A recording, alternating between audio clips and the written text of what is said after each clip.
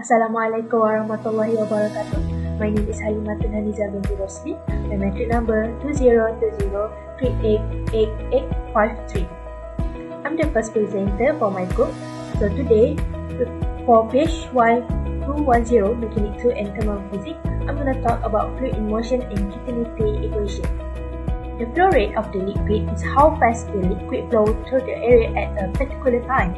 The flow rate can be expressed either in terms of cross-section, area and velocity, or in terms of volume and time.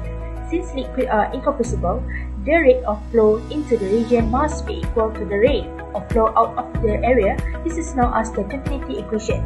The continuity equation will indicate how much the speed of a liquid changes as it's required to flow into a narrow field.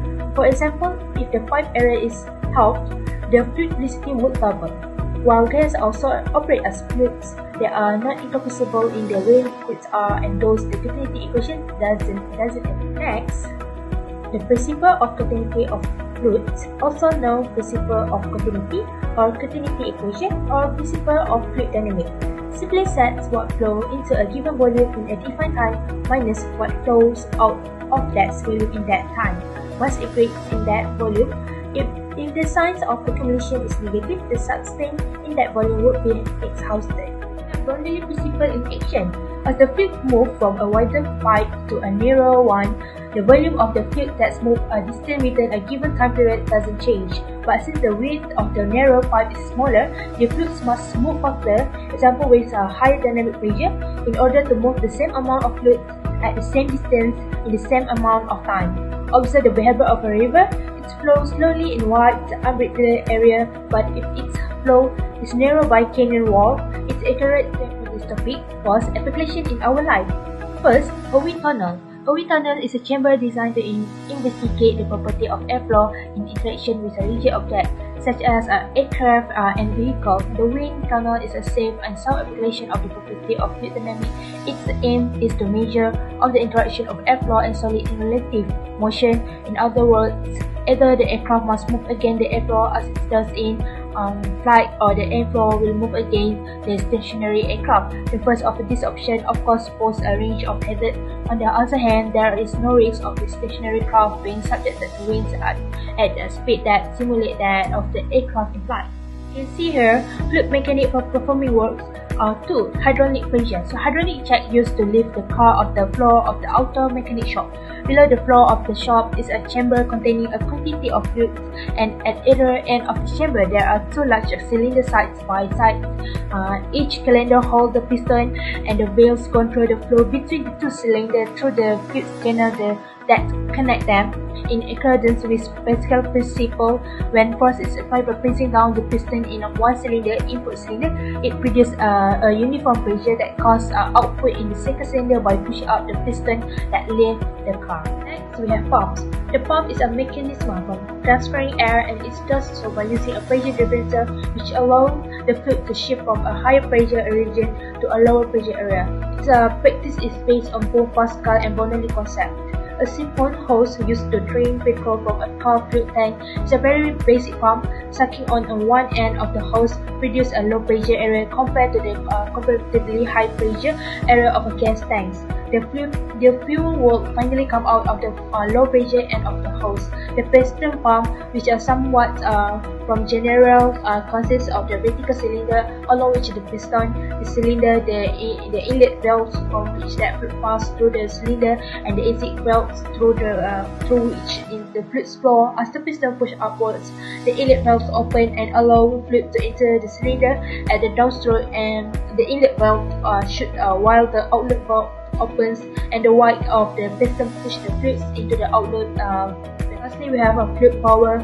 Humans have used fluid, especially water, to power a number of devices. One of the great engineering accomplishments was the invention of the water wire, which a series bucket around the bottom, which made it performing. Thank you very much. I'm gonna give it to the next presenter. Assalamualaikum warahmatullahi wabarakatuh. My name is Nur Ebiana Hazwani binti Haroni from class CS120B will present Bernoulli's equation and its applications. What is Bernoulli's equation? Bernoulli equation is essentially a more general and mathematical form of Bernoulli's principle that also takes into account change in gravitational potential energy. Bernoulli's equation relates the pressure, speed, and height of any 2 points in a steady streamline flowing fluid of density. Bernoulli's equation is usually written as follows, where P1 and P2 refer to pressure, V1 and V2 refer to speed, H1 and H2 refer to height of the fluid at point 1 and 2. The equation explains that if an increase in the speed of a fluid occurs, there will be a decrease in static pressure or a decrease in the fluid's potential energy. For flow inside horizontal pipes, where elevation head Z is constant, the velocity increase will cause a decrease in pressure. The diagram below shows one particular choice of 2 points in the fluid, but Bernoulli's equation will hold for any 2 points in the fluid. Choosing one of the points at the location where you want to find an unknown variable is a must. You will typically choose the second point at a location where you have been given some information or where the fluid is open to atmosphere, since the absolute pressure there is known to be atmospheric pressure. How do you derive Bernoulli's equation? Consider the following diagram, where water flows from left to right in a pipe that changes both area and height. As before, water will speed up and gain kinetic energy as constriction in the pipe. Since the volume flow rate must be maintained for an incompressible fluid even if those constricted sections move upward.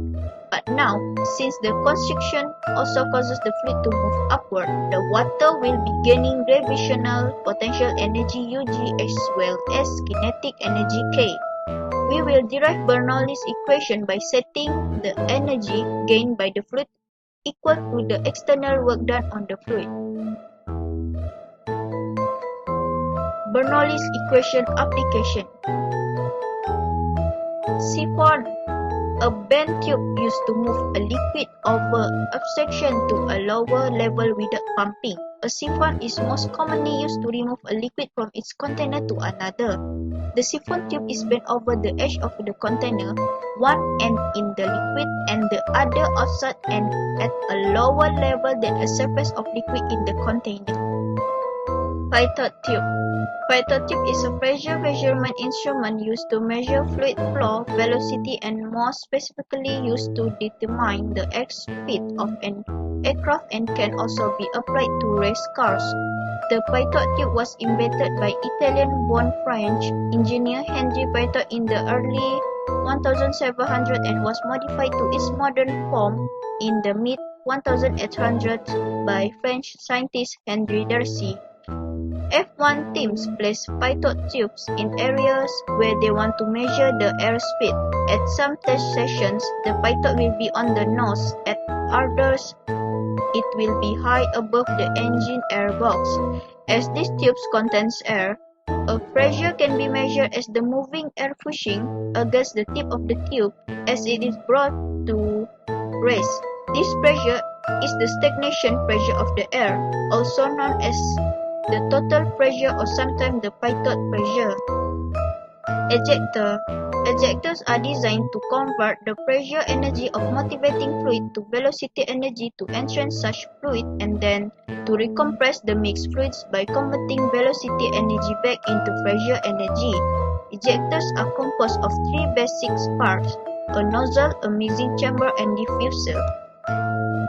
De Laval nozzle. A De Laval nozzle is a tube that is pinched in the middle, making a carefully balanced asymmetric hourglass shape.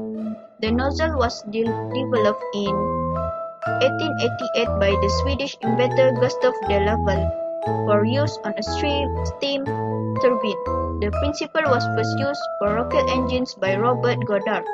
The De Laval nozzle forms a nice platform to highlight the differences introduced by the compressibility of a gas when applying Bernoulli's theorem. The De Laval nozzle is used to accelerate a hot, pressurized gas passing through it to a supersonic speed. The De Laval nozzle shapes the exhaust flow so that the heat energy propelling the flow is maximally converted into directed kinetic energy.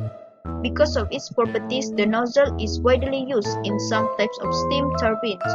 It is an essential part of the modern rocket engine, and it also is used in supersonic jet engines. Hai, Assalamualaikum, Madam Zubainun. I'm Fatin Alana binti Muhammad Hassan. I want to present about viscosity and Poiseuille's law.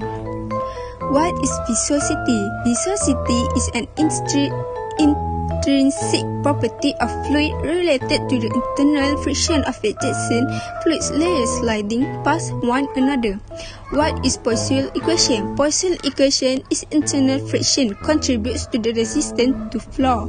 Whether the fluid layer is homogeneous or heterogeneous in composition, the interaction between fluid layer depends on the chemical nature of the fluid. Water or H2O is homogeneous fluid and its viscosity is determined by molecular interaction between H2O molecules. Application in viscosity and Poiseuille law.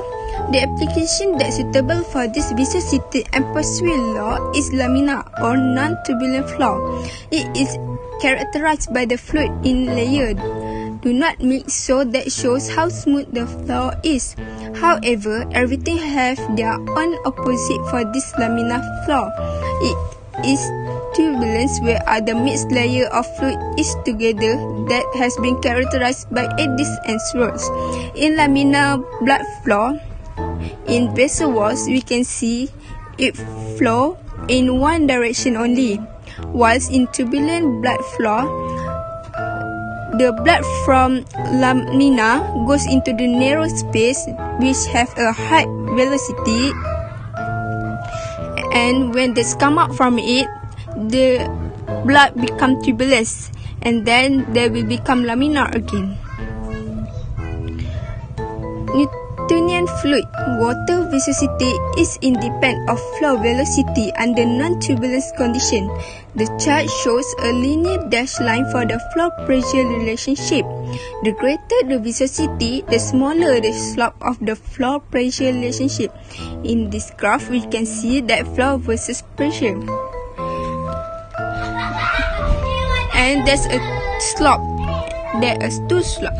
The reason of this slope because at an inverse relationship between flow and viscosity. Also, at high viscosities, a given driving pressure flow will be reduced. The slope of the flow pressure relationship is less steep. Consequently, whole blood has a much higher viscosity than water. Non-Newtonian fluid. Non-Newtonian viscosity increases at low flow velocity because it is blood. Molecular interaction permits increased states by low flows to occur between red cells and between proteins and red cells. The blood velocity increases can cause red cells to stick together and form chains of cells within the microcirculation.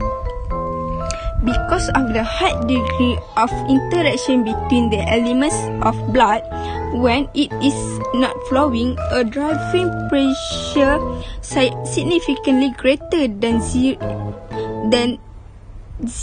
It requires for stationary blood to start flowing again.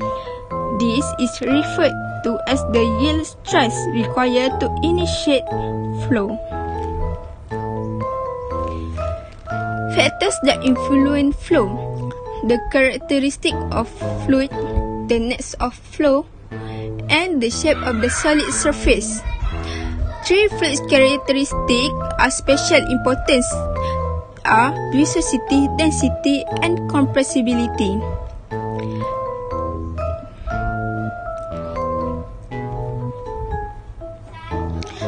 Determine the resistance of blood to flow. R proportional to NL per R force power. R is vessel resistance. L is the length of the vessel and the viscosity. N is the viscosity. R force power is the radius to the force power. F proportional R force power and times change of P, which is pressure per and viscosity, L, the length of the vessel and the viscosity. We can see in this graph how they sketch it, and that is relative flow versus relative radius. That's all for me. Thank you.